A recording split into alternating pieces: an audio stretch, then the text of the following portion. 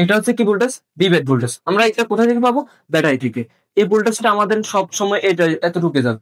এখান থেকে যাওয়ার পরে একটা আইসির মধ্যে যাবে। এখানে কম্পোনেন্ট থাকবে, কম্পোনেন্ট ছাড়া কিছু হবে না।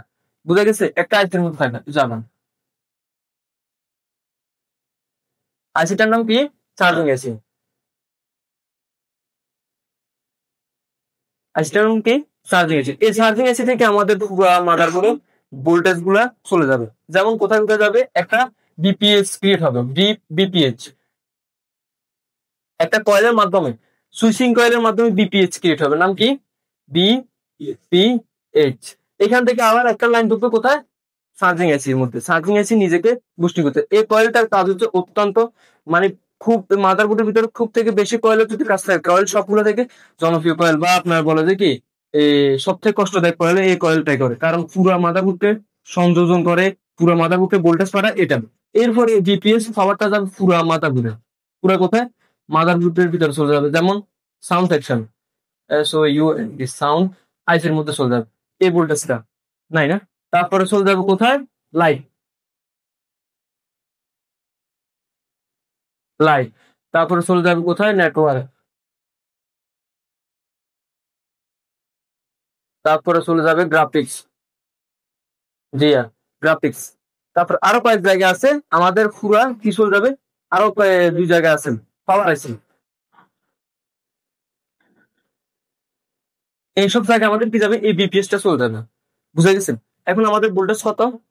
3.7 থেকে 4.8। আবার ক্যামেরা আছে, সরি,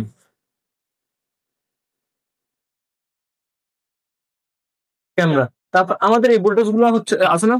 এখন আমাদের এই ভোল্টেজ গুলো একসাথে আমরা যখন নেটওয়ার্ক চালাই, নেটওয়ার্ক ভোল্টেজ টানে, তো লাইট সালে লাইট। এখন ভোল্টেজ ব্যাটারি থেকে এর বেশি আমাদের জীবনে যাবে।